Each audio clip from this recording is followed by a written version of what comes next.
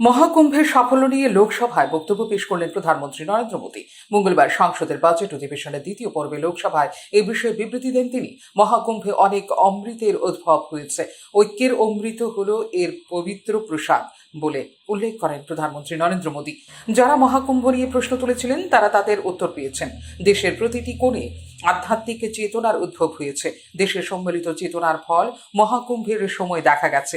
তরুণ প্রজন্ম পূর্ণ আবেগের সাথে মহাকুম্ভের সাথে যুক্ত হয়েছিল বলে মন্তব্য করেন প্রধানমন্ত্রী নরেন্দ্র মোদী। महाकुंभ में हमने हमारी राष्ट्रीय चेतना के जागरण के विराट दर्शन किए हैं। ये जो राष्ट्रीय चेतना है, ये जो राष्ट्र को नए संकल्पों की तरफ ले जाती है, ये नए संकल्पों की सिद्धि के लिए प्रेरित करती है।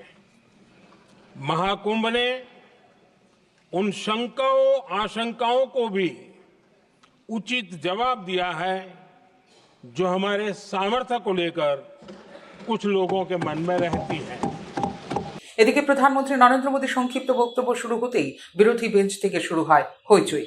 প্রধানমন্ত্রীর বক্তব্য নিয়ে কোনো প্রশ্ন তোলা যায় না বলে বিরোধীদের সংসদীয় নিয়ম কানুনের কথা স্মরণ করিয়ে দেন অধ্যক্ষ ওম বিড়লা।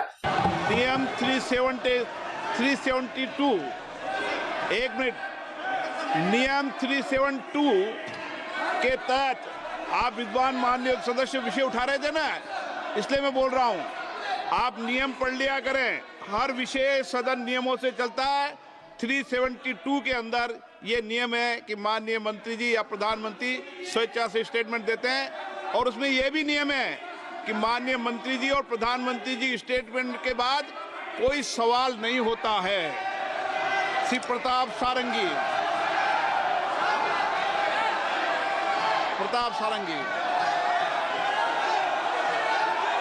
তারপরেও লোকসভার ওয়েলে নেমে হইচই করেন বিরোধী দলের সাংসদরা। শেষ পর্যন্ত লোকসভার অধিবেশন স্থগিত করে দেন লোকসভার অধ্যক্ষ ওম বিড়লা। কুম্ভ আমাদের ঐতিহ্য, সংস্কৃতি, ইতিহাস। মৃতদের প্রতি শ্রদ্ধা জ্ঞাপন করেননি প্রধানমন্ত্রী।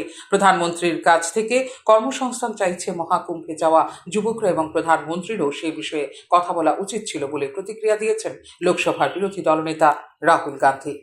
ফিওরো রিপোর্ট, নিউজ নাও।